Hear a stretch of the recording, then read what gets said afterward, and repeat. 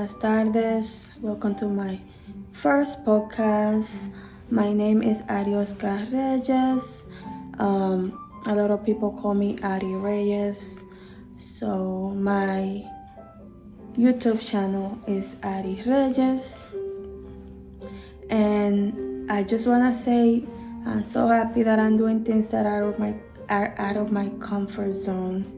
By the way, this little mic is not plugged in. This is like me practicing when I get the mic that I got. So yeah, this is just a test, guys. This is just a test. But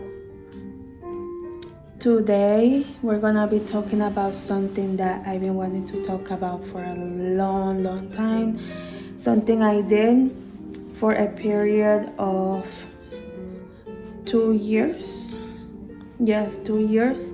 I started November 2019 and ended in January 2022. And that is travel nursing. Travel nursing. I know this topic is huge right now, especially because it became more and more famous during the pandemic when everything was in the unknown and people were scared. So they were giving nurses a lot of money.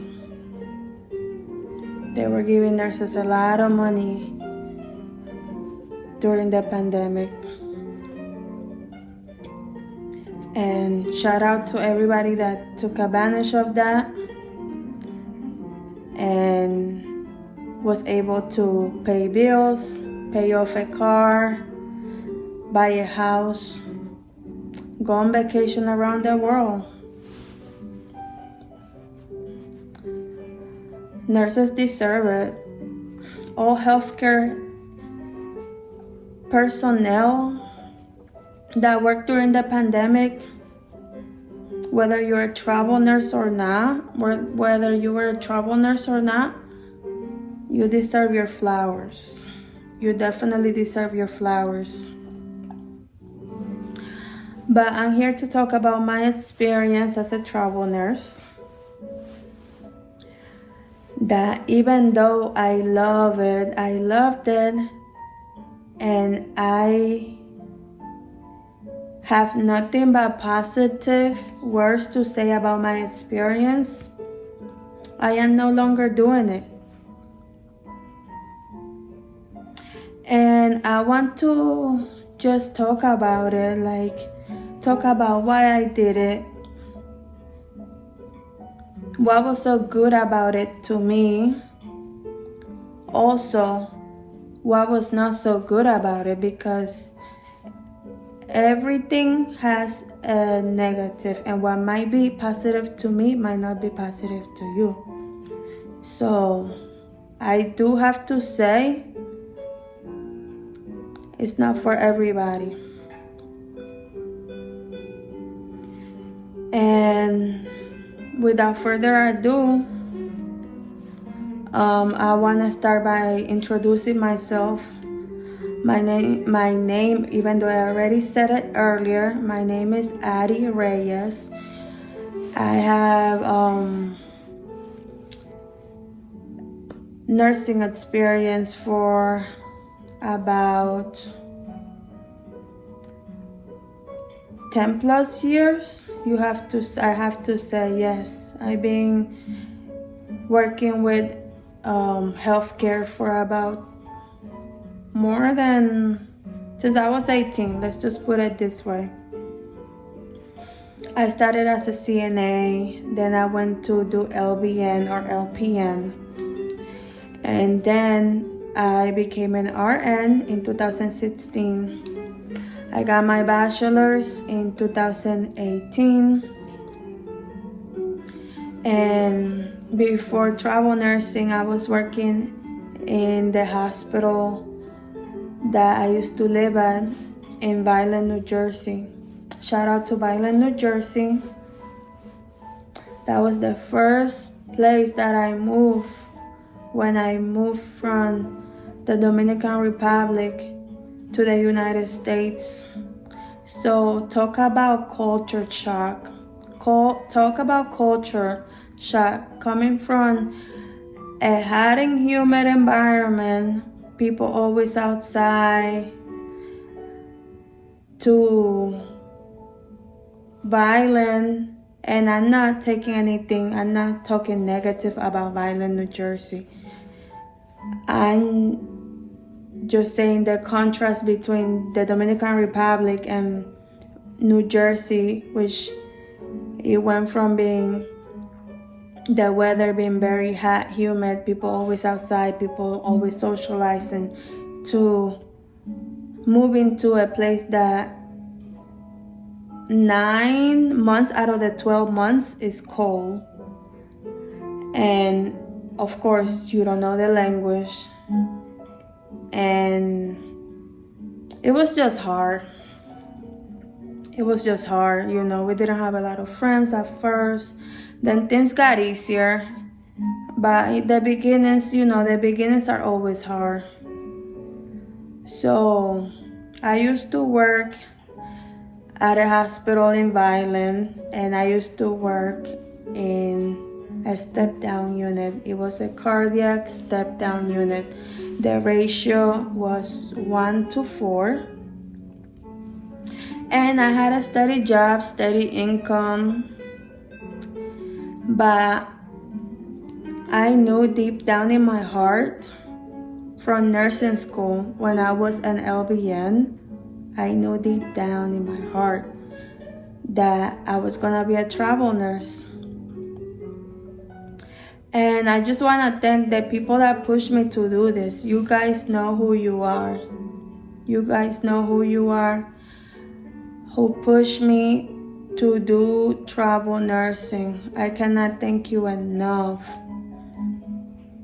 because I was going through a period of my life where I wanted to do certain stuff, but I did not see that coming or happening to me, if that makes any sense. Like, you want something happening in your career, and you work hard for it, and you still don't get that recognition, or maybe you don't deserve it at the time.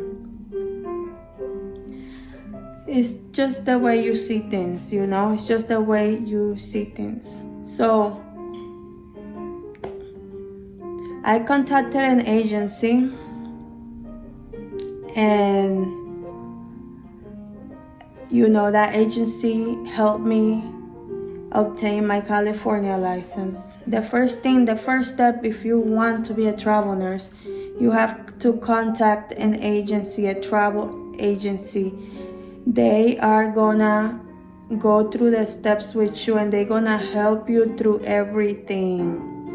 They have what is called recruiters. Those recruiters are there to help you obtain your license, and they are there to help you get jobs. For me, after I gathered all the information that they needed towards my license, which they're gonna ask for transcripts, they're gonna ask for assessments that you have to do in the computer, because they wanna know the level of knowledge that you have. If you are a ICU, let's say ICU nurse, they're gonna give you a test on ICU scenarios. If you are a med surg, they're gonna give you a test on that. And you're gonna have to do some fingerprints for the license. Once you get that license, every state is different. Some states got more steps, other states got less steps. It took me about 6 weeks to get my California license.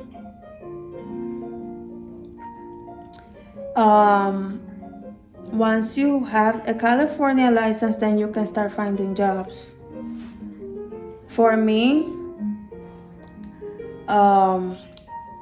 I have to say that it was not hard for me to get a job. And this happened, I wanna just point out that when I became a travel nurse, it was pre-pandemic. It was in November of 2019, pre-pandemic.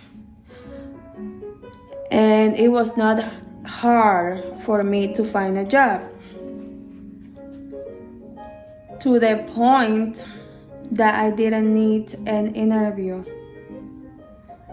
to get a job. I know this sounds kind of like fishy, but I did not interview with anybody prior to getting my first travel assignment job.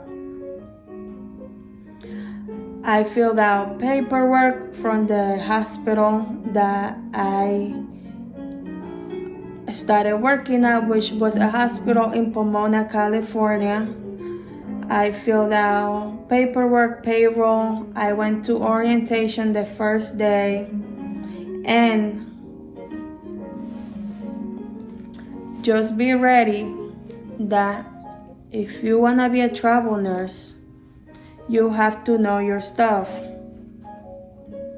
Don't lie and say you are this specialty when you don't have the experience or enough experience.